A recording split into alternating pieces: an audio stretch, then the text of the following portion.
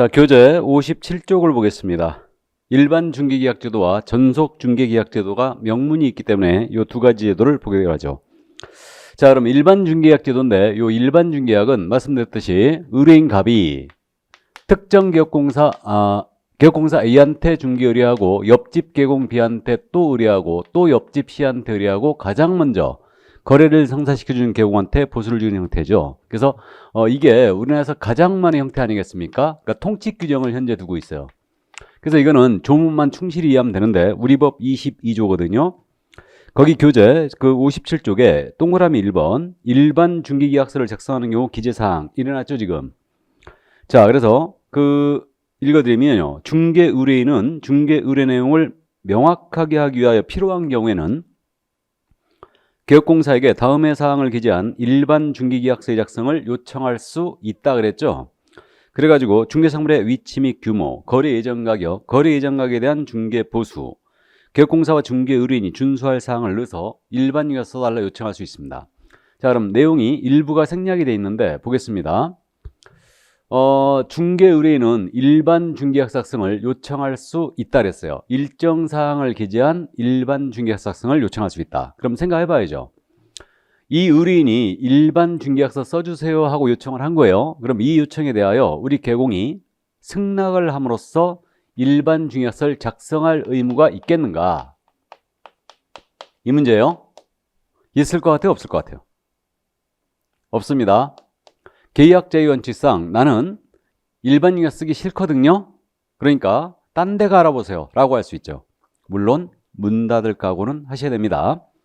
자, 그러면요, 이 요청에 의하여 승낙을 함으로써 일반 중개계약을 체결한다. 그럼 이제 작성을 해야 되겠죠. 작성을 할 때 중개대상물의 위치 및 규모를 써줍니다. 그러면 중개상물의 소재지, 면적이죠. 이걸 써주고 거래 예정 가격이요. 장차 얼마에 거래할 거냐 이걸 써주고 중개 보수를 써줍니다.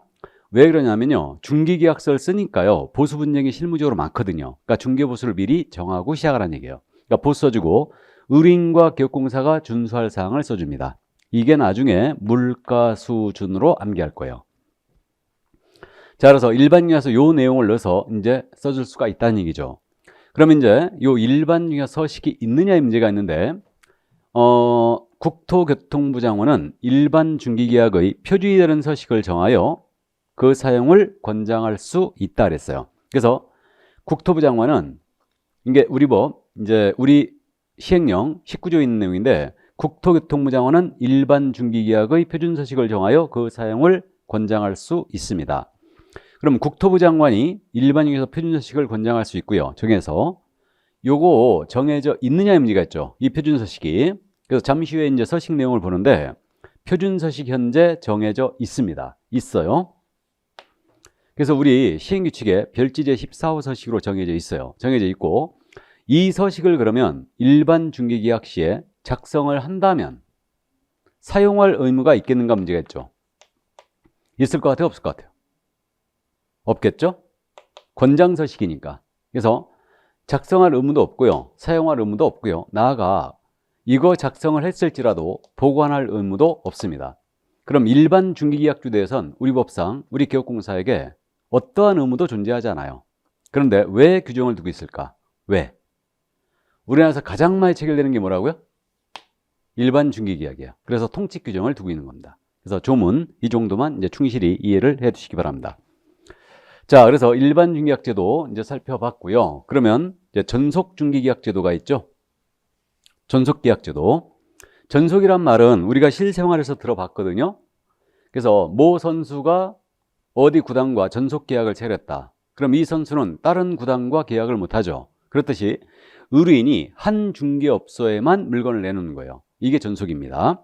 그래서 우리 법 23조에 근거하는데 중개 의뢰인은 특정 개업공사를 정하여 그 개업공사에 한하여 당해 중개사물을 중개하도록 한 계약, 전속 중개계약이죠. 이것을 체결할 수 있다 그랬어요.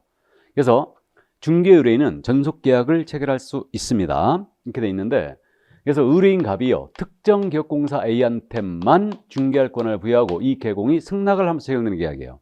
그럼 여기서 생각해 볼까요? 의뢰인은 전속을 요청할 수 있습니다. 그죠? 나는 여기만 내놓겠다. 딴 집 안 가겠다. 그러면 우리 개공은 반드시 전속을 체결할 의무가 있겠는가를 따져보죠. 전속중개약 의뢰인과 개공은 체결할 의무가 있을까요? 없을까요? 없습니다. 계약자 연측상 나는 해외여행 가야 되거든요. 딴 데 가라보세요 라고 할 수 있죠. 물론 문 닫을 각오는 하셔야 됩니다. 근데 이제 오케이를 했어요. 그럼 전속이 체결되는 거 아닙니까? 그러면 우리가 지금까지 중개사법을 공부해 왔는데 우리 법은 개공을 믿는 것 같아요? 안 믿는 것 같아요? 안 믿는 것 같죠? 그래서 전속을 체결한 개공께서는 의무를 부담하십니다. 그래서 전속 개공의 의무 5가지 이거예요. 자, 그래서 전속을 체결한 개공께서는 전속 중개계약서를 사용하여 계약을 체결할 것. 이게 첫 번째 의무예요. 그러니까 전속 중개계약서는 작성할 의무가 있다는 얘기죠. 일반 중개계약서는 작성 의무가 없었습니다. 이렇게 되고요. 다음, 전속 중개계약서 작성했잖아요. 보존도 하셔야 됩니다. 이 보존은 보관을 얘기합니다. 3년을 보관하셔야 돼요. 근데 일반 중개계약서는 보관의 의무도 없었죠. 전속은 3년간 보존하셔야 됩니다. 우리 서류 보존이 지금 첫 번째 등장했어요. 그래서 전속 중개계약서는 3년을 보존한다. 보관하셔야 돼요. 자, 그다음에 물건을 우리 개업공사가 혼자 받았지 않습니까? 빨리 거래시키라고 중개대사물에 대한 정보를 공개하게 돼 있어요. 빨리 거래시키라고. 다만 중개의뢰인이 특별히 비공개를 요청했지 않습니까? 그럼 이때는 중개대사물에 관한 정보를 공개해서는 안 됩니다. 공개 금지예요. 어떤 의뢰인이 비공개 요청할지는 짐작되시죠? 뭐 저 위에 계신 분들 또는 연예인 이런 분들이 특별히 비공개 요청할 가능성이 있죠. 그러면 비공개 요청 시에는 공개 금지예요. 아무 얘기 없다면 공개 나가야 되죠. 그러면 전속 중개약 후 7일 내 공개합니다. 7일 또 나왔어요. 등록 통지 7일, 인장의 변경 등록 7일, 전속 중개약 시 정보 공개 7일입니다. 어디다 공개하느냐? 정보망 또는 일간신문에 공개합니다. 잠시 후에 정보망 할 건데 인터넷을 통한 거래 시스템이죠.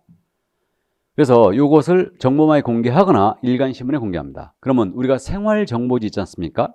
생활정보지에다만 공개하는 거예요. 이건 정당 공개 방법이 아니죠. 그래서 정보망 또는 일간신문에 공개하고요. 공개한 내용 있죠. 지체 없이 문서로 의뢰인에게 통지하게 돼 있어요. 이런 내용을 공개했다 하고 통지를 해주게 돼 있습니다. 자, 이게 세 번째 의무였고 이제 네 번째. 이거 알았다고 해놓고요. 물건 혼자 받았는데 해외여행 3개월 가버리면 안 되죠. 그러니까 2주에 1회 이상이에요.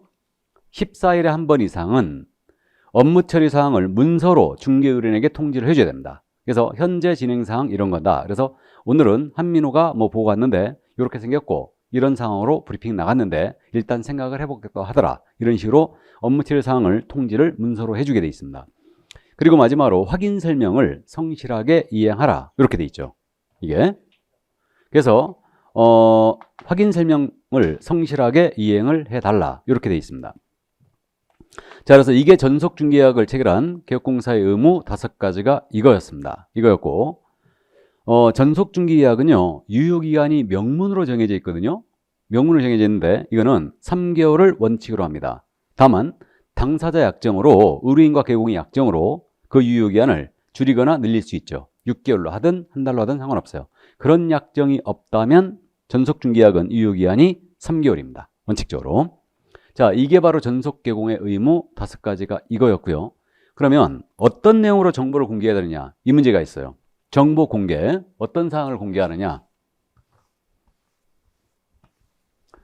자, 이게 있는데 전속 개공이 공개할 정보 이 부분을 잠시 보는데 이 부분은 지금 우리 교재에 없죠. 내용이. 그래서 요거는 확인 설명 사항과 연결이 되어 있기 때문에요. 한번 들어만 두시기 바랍니다. 그러면 전속을 체결한 개공께서는 의뢰인이 비공개 요청이 없는 한 이 사항을 공개해 나가야 됩니다. 그래서 중개대상물의 소재지, 면적, 지목 등 중개대상물을 특정하기 위해 필요한 사항 공개하게 돼 있어요. 다음에 벽면 도배 상태 공개해야 됩니다. 건물이라면 벽면과 도배 상태 공개 나가야 되고요.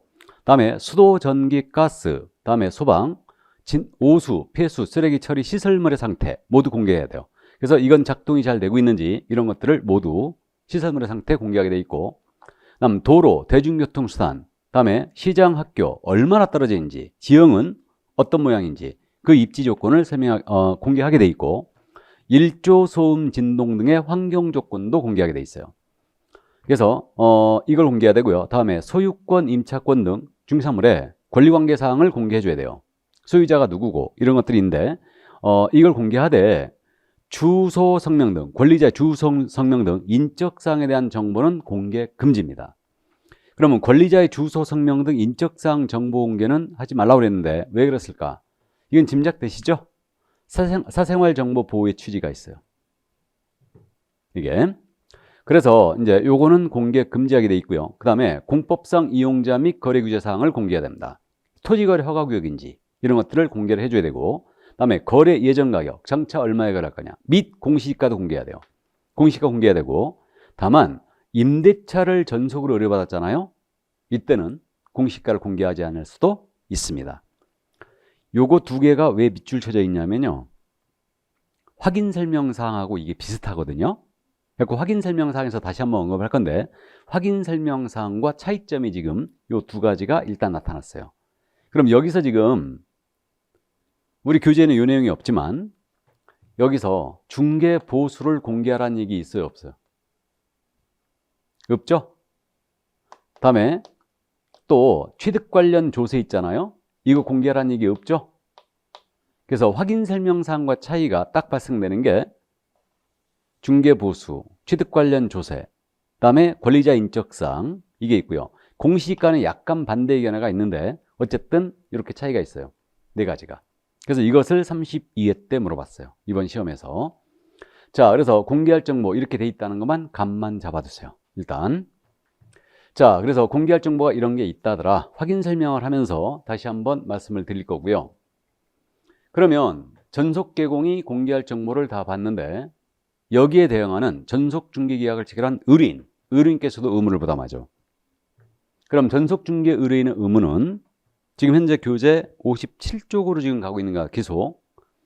그럼 전속을 체결한 의뢰인께서는 의무가 크게 세 가지로 나눠져요. 하나는 위약금 지불의 의무가 있고요. 또 하나는 소요비용 지불의 의무가 있고요. 또 하나는 확인 설명 의무를 이해하는데 협조하는 의무. 이렇게 세 가지 의무로 크게 나눠지는데, 위약금은 전속 중개 의뢰인이요, 전속 중개 계약을 위반했기 때문에 물어주는 거예요. 위약금이니까. 얼마를 물어주게 돼 있냐면 우리 기업공사에게 중개 보수에 해당하는 금액으로 물어줍니다. 그래서 그 위약의 케이스가 두 가지가 있죠. 전속의 유효기한 내 다른 기업공사에 의뢰하여 거래했다. 그럼 위약금 물어줘야 돼요. 그럼 이 케이스 아닙니까? 의뢰인 갑이 A와 전속을 체결했죠. 그럼 이 의뢰인은 다른 계공한테 의뢰하면 돼요, 안 돼요? 안 되죠. 근데 전속이라는 개념을 배신했죠. 배신하여 B한테 또 중개를 의뢰하고 이자가 소개한 상대방 을과 거래해버린 거예요. 그럼 전속이라는 개념을 배신했으니까 갑은 A한테 뭐 물어준다고요? 위약금을 물어줘야 돼요. 그 금액은 중개보수에 해당하는 금액으로 물어주는 겁니다. 이게 첫 번째 위약. 두 번째 위약은 의뢰인 갑이 A와 전속을 체결했거든요. A가 을을 소개했어요. 근데 계약이 성사되지 못했죠. 갑은 5억을 요구했고 을은 4억 8천을 주겠대요. 2천만 원의 갭을 우리 A께서 못 줄였어요. 그래서 계약이 결렬됐습니다. 갑과 을이 중개사무소 나왔죠. 골목길 걸어가다가 갑이 그랬어요, 을한테. 이것도 인연이니까 차 한잔 합시다. 해갖고 마침 그 옆에 지하다방이 있었대요. 그래갖고 지하다방 가서 얘기하다 보니까 고향 선후배사이에요. 이거 개업공사한테 비싼 중개보수 줄 필요 있느냐, 우리끼리 1,000만 원씩 양보해서 바로 계약하자 그런 거예요. 해가지고 전속 계약을 체결한 의뢰인께서 개공이 소개한 상대방과 개공을 따돌렸죠. 따돌리고 직접 만나 직거래해버린 거예요. 그죠? 배신했어요. 그래서 이게 바로 지하다방 사건입니다. 그래서 유효기한 내 개업공사가 소개한 상대방과 개공을 배제하고 직거래해버린 거죠. 그러면 갑은 A한테 뭐 물어줘야 된다고요? 위약금을 물어줘야 돼요. 이게 두 번째 위약 케이스입니다. 그럴만하죠? 일단. 자, 그 다음에 이제 소요비용을 의뢰인이 물어줄 경우도 있는데, 소요비용은 개업공사의 지출비용을 물어주는 거예요. 단 조건이 중개보수의 50%이 내에서 지출한 비용을 물어줍니다. 이것이 소요비용 지급인데 어떤 케이스냐면 의뢰인 갑이 A와 전속을 체결했어요. 아파트 내놓은 거죠. 그리고 백화점 갔다가 옆집에 사시는 을을 만난 거예요. 같이 쇼핑을 하다가 내 아파트 내놨다 그랬거든요. 그러자 을이 그래? 그거 내가 살게 그런 거예요. 즉 전속중개 의뢰인이 우연히 만난 상대방과 거래해버린 거죠. 그럼 이건 배신한 거 아니에요. 그렇기 때문에 A가 지출한 비용만은 물어줘라 이 얘기인데 이게 소유비용 지급비용이에요. 이때 이 우연히 만난 상대방 있죠? 이자를 지금 뭐라 하겠냐면 유효기한 내, 전속 유효기한 내 스스로 발견한 상대방이에요. 의뢰인이 스스로 발견한 상대방과 거래한 거죠. 그래서 이자가 다름 아닌 스발상입니다. 절대 세게 발음하면 안 돼요. 그래서 전속중개 의뢰인이 스발상과 거래했잖아요. 이때는 소요비용을 물어주는데 단 조건이 중개보수 50%미 내에서 지출한 비용을 물어주는 거예요. 그러면 이 얘기죠. 갑이 A한테 정상거래가 됐을 때 지급해야 될 중개보수가 100만 원이었어요. 근데 갑이 스발상과 거래했거든요. 이때까지 개공이 지출한 비용이 만약에 60만 원이었다고 가정해보죠. 그럼 얼마 물어줘야 돼요? 50만 원이죠? 중개보수 50%미 내에서 지출한 비용을 물어주니까 50만 원이고 만약에 30만 원 지출했다면 30만 원 다 물어줘야 되겠죠.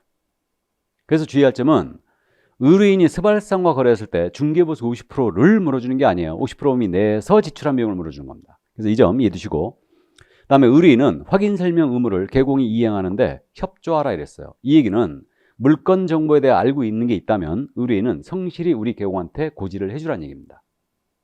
됐어요? 이게 바로 전속중개계약을 체결한 의뢰인의 의무였어요. 자, 그래서 일반과 전속계약제도 두 가지를 다 봤거든요. 실무적으로 있잖아요. 전속이 늘어납니다. 실제로 늘어나고 있어요. 이게 전속은 일단은 개공이 물건을 혼자 받았으니까 우리 개업공사에게 유리한 형태로 볼 수 있거든요. 근데 개공한테만 유리한 형태라고 볼 수는 없어요. 의뢰인한테도 유리한 중개계약이에요. 왜 그러냐면 의뢰인이 한 중개업소만 내놓잖아요. 그러면 그 개공은 아주 성의 있는, 책임 있는 그런 중개를 하게 됩니다. 적극적인 중개 활동을 해요. 성사가 되기만 하면 이건 양타니까. 양타가 쌍방 모두를 중개했다는 거 아시죠? 그렇기 때문에 적극적인 중개 활동을 하죠. 그러니까 책임 있는 서비스를 제공한다는 얘기예요. 그러니까 의뢰인한테도 유리한 형태예요. 그러니까 실질적으로 전속이 많이 늘어나고 있거든요. 근데 실무적으로 우리 개공이 전속 중개계약을 체결했을 때 이 의무를 그대로 이행치 않아요. 제가 보기에는 가장 문제점이 있는 게 바로 이거예요. 전속을 체결했을 때는 첫 번째 의무가요. 개공이 전속계약서를 작성을 해야 됩니다. 이게 문제죠. 이게 사실은. 이거 작성 안 하면 업무 정지거든요. 그럼 보세요. 손님이 와가지고 나는 여기만 물건 내놓습니다. 이러는 거예요. 잘 해주세요. 그럼 개공이 오케이 했어요. 그래놓고 개공은 어떻게 해야 되느냐. 전속계약서 들고 나와야 돼요. 그래서 여기다 사인해라 그래야 됩니다. 그죠? 그러면 손님이 듣도 보도 못한 계약서에다 사인하라 하면 사인하겠어요? 안 하지. 잠깐만요. 우리 아저씨한테 전화해보고요. 그러니까 이게 문제입니다. 그래도 우리 법은 이걸 강행하고 있어요. 왜 그러느냐. 중개를 의뢰받을 때요. 중개계약서를 쓸 수 있다면 우리가 실무상 손님 채가고 물건 빼가는 거 엄청 속상하거든요. 이거. 입맛이 뚝 떨어져요. 아주 배기 싫어 죽겠죠. 이런 일이 비일비재합니다. 근데 우리가 중개제도가 그래서 후진적인 제도를 면치 못하고 있다는 게 문서화되어 있지 않다는 거죠. 그러니까 의뢰를 받을 때 강제적으로 중개계약서를 쓰게 해버리면 언제나 쓰게 해버리면 물건 채가는 거, 손님 빼가는 거 다 잡아낼 수 있죠. 그래서 우리는 중개계약서를 써라 하고 이렇게 하고 있는데 의무로 지금 현재 의뢰인한테 의무를 부여해버려야죠. 의뢰할 때는 반드시 중개계약서 써야 된다. 이러면 상당히 이제 달라질 건데 그렇지 못하고 있습니다. 지금 보수 분쟁 굉장히 많아요. 중개계약서를 써버린다면 이런 일이 거의 없죠. 그래서 어쨌든 우리가 가야 될 방향이기 때문에 전속계약제도 아주 시험에 잘 내고 있어요. 그럼 일반과 전속을 비교해 봤을 때 일반을 체결한 우리 개업공사는요. 이거 보존의 의무, 작성의 의무 같은 거 없어요. 정보 공개 의무도 없죠. 전속이니까 이런 현상이 벌어지는 거예요. 그 다음에 의뢰인께서는 위약금 지불의 의무 이런 것들이 있지 않습니까? 이건 역시도 전속을 체결했기 때문에 의뢰인이 이런 의무를 부담하는 거예요. 그러면 일반을 체결한 의뢰인은 이런 위약금이라든가 소요비용 지불 의무가 없죠. 전속이니까 이런 현상이 벌어지는 거예요. 이해되십니까? 자, 그래서 이 정도 이해를 해 두시고요. 자, 그러면 이제 우리 교재 58쪽으로 넘어가시면요. 중기계약서 서식이 있죠. 중기계약 서식이 있는데 요 서식에 대한 내용은 일단은 서식이 이렇게 있다는 것만 짚고만 넘어가는데 우리는 후일 이 중기계약 서식에 어떤 내용이 들어가는가를 이제 기억을 하게 될 거예요. 그러면 지금 58쪽에 일반 중기계약 서식이 있잖아요. 그래갖고 이제 그 58쪽이 앞면이고요. 그 옆에 59쪽이 이 일반 중기계약서 뒤쪽이에요. 뒷면입니다. 이렇게 돼 있고 다음에 한 장을 더 넘기면 60쪽에 전속중기약서가 있죠. 서식이 있어요. 그 다음에 그 옆에 61쪽에는 이 전속계약서 뒤쪽이에요. 그러면요, 두 서식이 똑같거든요. 일반과 전속이 똑같은데 차이점이 있는 게 뭐냐면요, 의뢰 의무와 갑의 권리 의무, 이것만 차이가 있어요. 그러니까 그 차이점만 여러분들이 감만 잡아두시고 나머지 어떤 내용이 들어가 있는가 잠시 이제 보시는데, 자, 그래서 이 서식 이렇게 메모를 해 놓습니다. 58쪽에요. 일반 중기계약서 돌아가세요. 일반 중기계약 시 이 서식 사용할 의무 있어요, 없어요? 없죠. 그럼 사용 X. 맨 위에 여백에다가 사용 X. 작성했을지라도 이거 보관 의무 없다 그랬죠? 보관 X. 그렇게 해 놓으시고 한 장을 넘기시면 전속 중기계약서. 여기 맨 위에 여백에다가 이거는 사용 의무가 있죠. 그러니까 사용 동그라미. 그다음 보관 3년이라고 메모해 놓으시면 돼요. 그럼 두 서식이 의뢰 의무, 갑의 권리 의무만 차이가 있는데 을이 개공이에요. 갑이 의뢰인입니다. 그래서 우리가 이제 공부한 내용 그대로 있기 때문에 잠시 칠판만 보시면서 정리하고 넘어가죠. 칠판을 보시면 지금 두 서식을 제가 비교를 해봤거든요. 비교를 했는데 이게 의뢰 의무, 갑의 권리 의무, 을이 개공이에요. 의뢰인이 갑입니다. 그래가지고 두 서식의 차이가 요거만 딱 차이가 있어요. 나머지는 다 똑같습니다. 그래서 우리가 방금 전에 전속계약제도 공부했죠. 그러니까 전속계약서에는 2주의 1일 이상 업무 처리량 통지하고 7일 내 정보 공개하고 확인 설명을 성실하게 하라, 이런 내용 의무가 들어가 있고, 의뢰인께서는 위약금, 소요비용, 그다음에 확인 설명 의무 이하인데 협조하라, 이런 내용 들어가 있어요. 근데 일반 계약서는 갑의 권리 의무가 어떻게 돼 있냐? 갑의 의무가 조속히로 성실히 노력하라, 이런 내용만 딱 들어가 있고요. 을의 권리 의무, 갑의 권리 의무, 의뢰인의 권리 의무는 다른 개공한테도 의뢰할 수 있다. 그러니까 이게 일반 중개계약서임을 나타내주고 있죠. 그 다음에 확인 설명 의무 이하한테 협조하라. 요거는 이제 똑같죠, 지금 전속과. 그래서 요 둘이 개업공인중개사와 의뢰인의 권리 의무만 차이가 있고 나머지는 똑같다. 그래가지고 3조서부터는 다 똑같아요, 두 서식이. 유효기간 들어가는 난 똑같고 중개보수 쓰는 난도 똑같고요. 의뢰 손해배상 책임, 이건 개업공사의 손해배상 책임이죠. 똑같고 그 밖에 특약을 정할 수 있다는 건 똑같아요. 이게 이제 앞면의 내용이었고, 그 다음에 뒷면의 내용. 이게 이제 앞면, 마지막에 이제 서명 또는 날인을 이렇게 하게 되어 있습니다. 그리고 뒷면의 내용은 권리 이전용과 권리 취득용으로 구분되어 있어요. 그래서 권리 이전용에는 매도나 임대를 의뢰받았을 때 여기다 물건에 대한 현황을 기재합니다. 그래서 이렇게 이제 기재를 하게 되어 있고요. 그 다음에 권리 취득용, 매수나 임차를 의뢰받으면 어떤 물건을 원하는지 희망 물건의 종류, 희망 가격, 희망 지역 조건을 이렇게 기재하게 되어 있어요. 그리고 이제 첨부로 중개부 수율표를 수록을 하도록 되어 있죠. 그래서 서식 내용이 아직은 낯설지만 이렇게 서식이 있구나 라고만 이해를 해 주시기 바랍니다. 됐어요? 집중하시기 바랍니다. 자, 그래서 이렇게 이제 중개계약 서식이 있다는 거 여기까지 살펴봤습니다. 자, 그러면 이제 넘어갈까요? 교재 62쪽으로 갑니다. 부동산 거래 정보망 들어갑니다. 인터넷을 통한 거래 시스템이라고 했거든요, 이거. 그래서 부동산 거래 정보망 일단 이용 과정을 말씀드립니다. 그 교재 지금 62쪽에 정보망을 통한 공동중개 절차라고 되어 있죠. 그림 그려져 있죠. 그거 보겠습니다.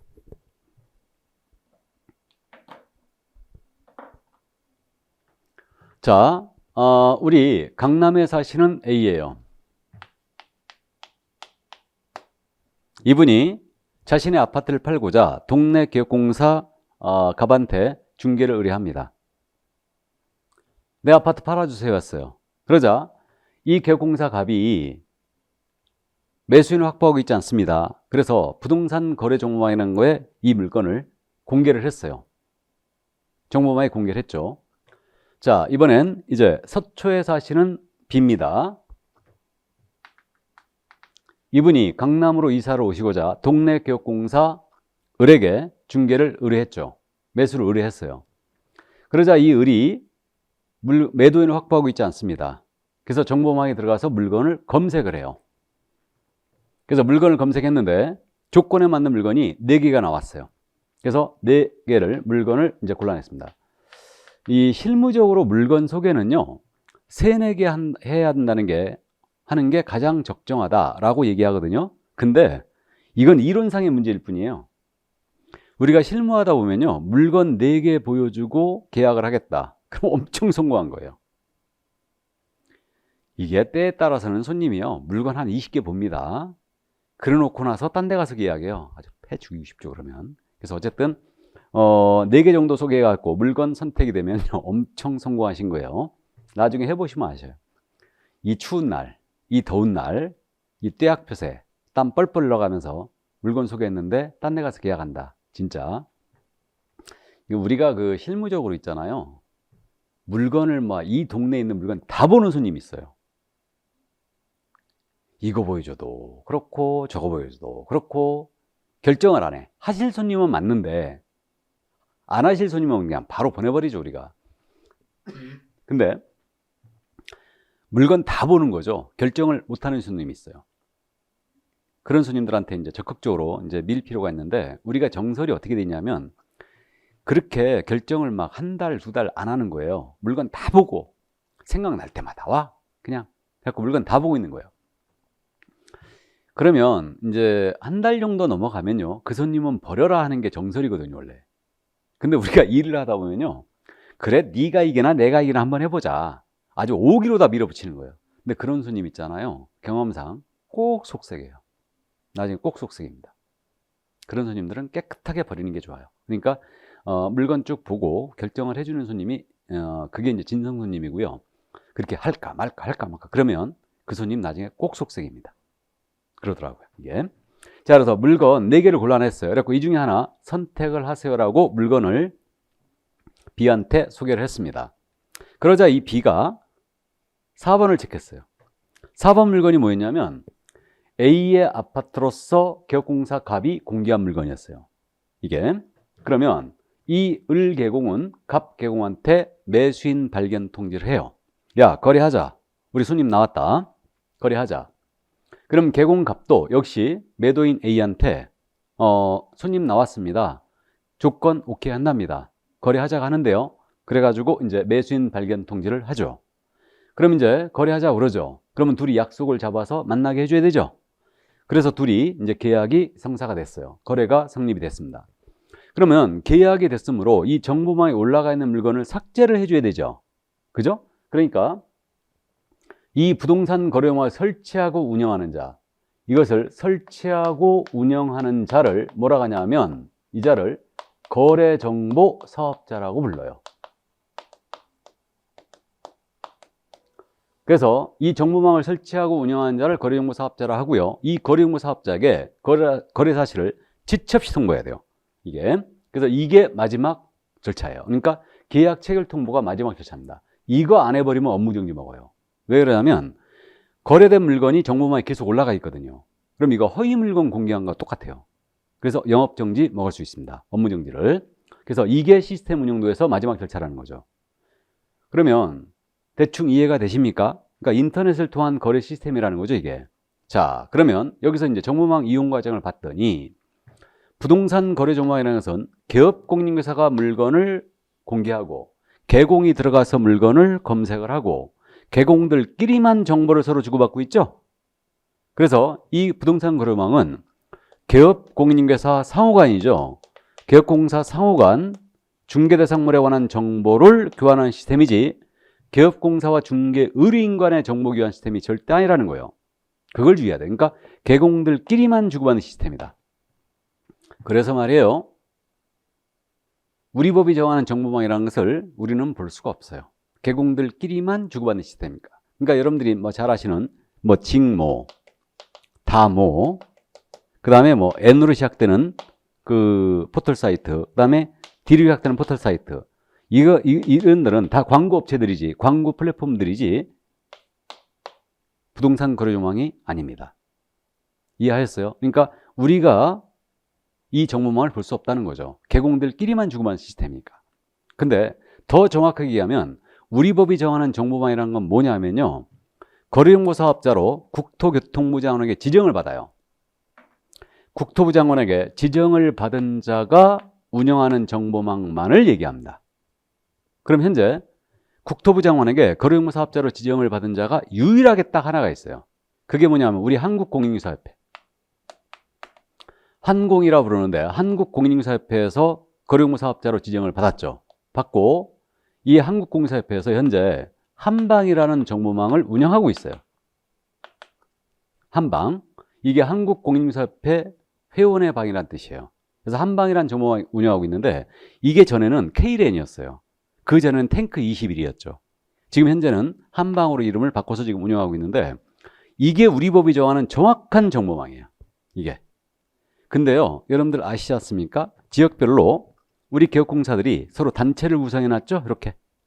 단체를 구성하여 자기네들끼리 물건을 공유하는 시스템을 운영하고 있거든요. 우리 금지행에서 공부했잖아요. 단체를 구성하여 공동중개를 제한했다. 특정 물건 중개를 제한했다. 그럼 이제 3년에 3,000원 처벌하는데 그거와는 별도로 단체를 구성해서 이렇게 움직일 때 물건을 공유할 수 있는 시스템을 운영하고 있거든요. 이것도 넓은 의미에서는 개공들끼리 주고받는 시스템이니까 이것도 정보망으로 볼 수 있어요.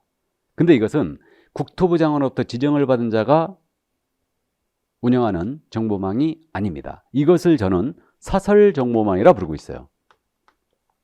그래서 사실 실무에서는요, 한방을 쓰는 경우도 많거든요. 한방을 쓰는 지역도 많은데 사설 정보망이 굉장히 활성화되어 있다는 거죠, 이게. 그래서 뭐 대형 업체들이 뭐냐면 대형 사설 정보망이 뭐가 있냐면 브랜드가 L로 시작되는 거. 뭐 녹화되고 있어서 제가 정확하게 말씀 못 드리겠는데 뭐 T로 시작되는 것들. 이런 것들이 대형 이제 사설 정보망들이에요. 그러니까 참 요기종이 이상한 게 애써서 회원 확보해 갖고 거래정보 사업자로 지정을 받았잖아요. 근데 보호는 못 해줄 망정 위반을 하면 오히려 감옥 갈 수 있어요. 지정을 받지 아니하고 이렇게 운영했다 해서 이거 위법 아니거든요. 참 신기한 규정이에요, 이거. 그래서 이게 그래서 현실과 전혀 안 맞는 거죠, 이게. 그래서 현재 이렇게 실무적으로 여러분들 실무 가시면 사설 정보망을 굉장히 많이 보실 거고 이게 이제 보급이 안 된 지역은 한방을 많이 쓸 거예요. 그래서 사실은 여기서 우리가 모든 업무를 다 처리하고 있어요. 모든 업무를. 그러니까 계약서 지원도 바로 한방이나 이런 사설 정보망에서 바로바로 지원돼요. 확인 설명서식도 다 지원이 되고요. 컴퓨터 이걸로 갖다 전부 다 업무를 하고 있다는 거죠. 현금 영수증 끊는 거, 또 뭐 어떤 자료를 보는 거, 그다음에 고객의 데이터, 손님의 데이터, 계약서 보관, 전부 다 이게 다 저장돼 있어요. 그래서 결국은 이걸 많이 굉장히 쓰고 있는데 이게 제도권으로 이걸 끌어들여야 되는데 그러지 못하고 있는 거죠. 그러니까 현실을 법이 못 따라가고 있는 거예요. 그래서 이 규정이 94년도에 들어왔어요. 94년도 기억나세요? 인터넷 있잖아요. 우리 천리안 쓰던 시대예요. 그래갖고 이제 속된 말로 말해요. 인터넷 그 전화선으로 움직였기 때문에 한 번 딱 클릭해 놓고요. 담배인데 피고 와야지만 열려요. 그런 시대였습니다. 그래서 천리안 그런 시대에 이게 만들어진 거예요. 그러니까 이게 시대를 현재 못 따라하는 거죠. 이 첨단 시대를. 그래갖고 이게 빨리빨리 개정을 해줘야 되는데 이게 지금 현재 그렇지 못하고 있네요. 자, 그래서 정보망은 바로 이제 이 내용이었고 정보망에 대한 내용은 여기까지예요. 여기까지고 우리 법에 실제로 규정을 두고 있는 것은 이것을 설치 운영하는 거래정보 사업자에 대해서만 규정을 두고 있습니다. 이해하셨어요? 자, 그래서 이제 그 정도 이해만 해 두시고요. 자, 그럼 이제 거래정보 사업자에 대한 내용으로 가자는 얘기입니다. 그래서 이제 우리 법 24조에 거래정보 사업자에 대한 규정을 두고 있죠. 자, 그러면 거래정보 사업자 거기 교재 62쪽에 거래용 사업자의 지정 목적이라고 돼 있죠. 그 부분이 바로 우리 법 24조 제1항 주문이에요. 잠깐 읽어드리면 국토교통부 장관은 밑줄이죠. 개업공인인계사 사무관, 이것도 밑줄이죠. 부동산 매매 등에 관한 정보의 공개와 유통을 촉진하고 공정하고 투명한 부동산 거래질서를 확립하기 위하여 부동산 거래 정보망을 설치 운영할 자, 이자가 거래정보 사업자예요. 이자를 지정할 수 있다 그랬어요. 지정할 수 있다 밑줄이에요. 그래서요, 국토부 장관은 거래정보 사업자를 지정할 수 있죠. 지정권자는 그래서 국토부 장관이에요. 그러면 거래정보 사업자로 지정을 받고자 하는 자는 지정 요건을 확보해야 됩니다. 그래서 이게 바로 지정 요건이에요. 정확하게 5가지가 이겁니다. 먼저 거래정보 사업자로 지정을 받고자 하는 자는 전기통신사업법이 있거든요. 이 법에 따른 부가통신사업자이어야 됩니다. 이 부가통신사업자가 뭐냐면요, 통신망을 갖춘 사업자예요. 인터넷 채팅 사이트 운영자들은 모두 부가통신사업자입니다. 통신망을 통해서 부동산을 서로 교류를 하니까요. 사고팔고 하니까. 자, 그래서 부가통신사업자야 되고요. 다음에 이 부동산 거래조망에 가입비용 신청한 우리 개업공사의 수가 500명 이상은 돼야 돼요. 회원을 500명 이상 확보하라는 얘기예요. 그리고 분산 요건이 필요한데 이들은 2개 이상의 시도에서 각 30명 이상이 됩니다. 그러니까 토탈 회원은 500명 이상 확보하되 이들은 2개 이상의 시도에서 각 30명 이상이 된다. 그래서 이거 숫자 나중에 5 빼기 2는 3이다. 이렇게 기억할 거예요. 자, 그래서 회원 500명 확보해 주고요. 부동산 거래 정보망이지 않습니까? 그러니까 정보 처리 기사예요. 기사가 1명 이상은 고용이 돼 있어야 돼요. 기능사와 기사는 틀리죠. 그리고 공인중개사도 확보가 돼 있어야 돼요. 부동산 거래 정보망이니까.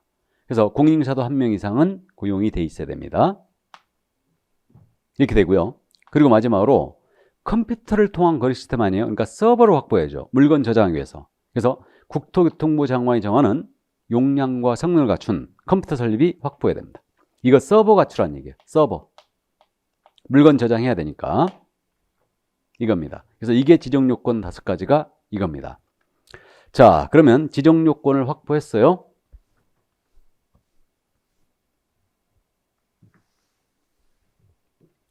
그러면 지정요건 확보했으니까 이제 지정 신청을 하고 지정서를 받게 되는데 절차는 제가 한 번에 정리를 해봤습니다.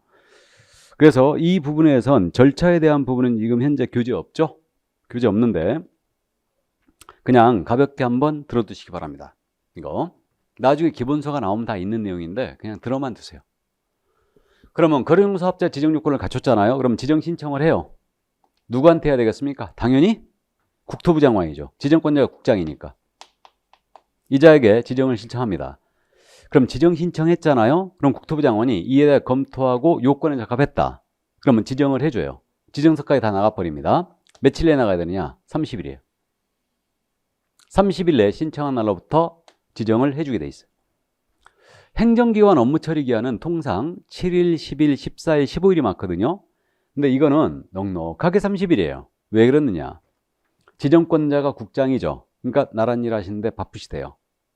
그래서 30일 내 지정을 해주게 돼 있습니다. 그럼 지정이 됐잖아요. 이제 지정이 되면 운영규정이라는 걸 제정하여 승인받아야 돼요. 이것은 운영규정은 부동산 거래정보망 운영회칙입니다. 그러면 운영회칙이니까 물건을 등록 가입을 어떻게 하는지, 등록 가입을 할 때 회비 징수를 어떻게 할 건지, 회비는 어떻게 내는지, 또 거래정보 사업자와 개업공사의 권리 의무 이런 사항을 쭉 정하여 승인을 받아야 돼요. 몇 개월 내? 3개월 내에 받는데 누구 승인 사항이겠어요? 당연히 국토부 장관 승인 사항이죠. 그래서 3개월 내에 이렇게 운영규정을 제정하여 승인 받습니다. 그리고 지정을 받는 날부터 1년 내에 설치 운영을 해주면 돼요. 부동산 거래만 설치 운영해주면 됩니다.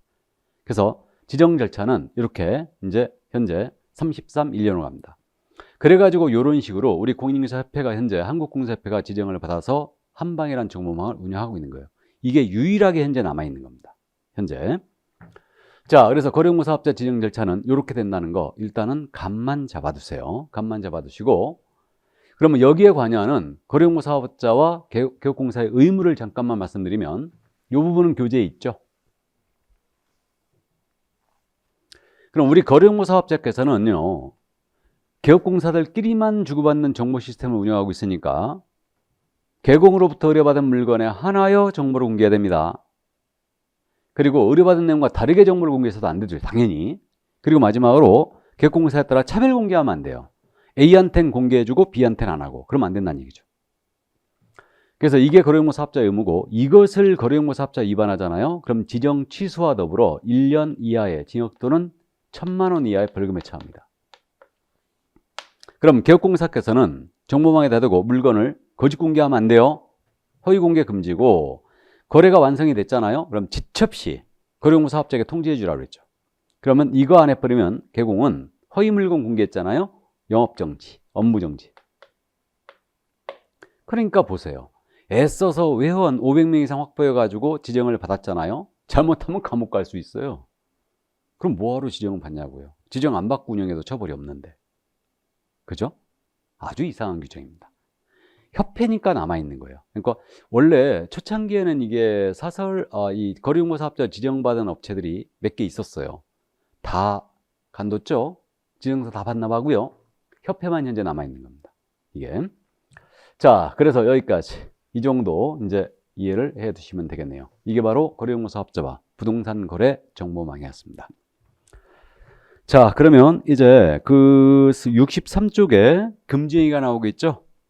그럼 이 부분은 우리가 다음 시간에 할까요? 다음 시간에 하고 오늘은 여기까지 하도록 하겠습니다. 자, 건강 주의하시고요. 다음 시간에 건강한 모습으로 뵙겠습니다. 수고하셨습니다.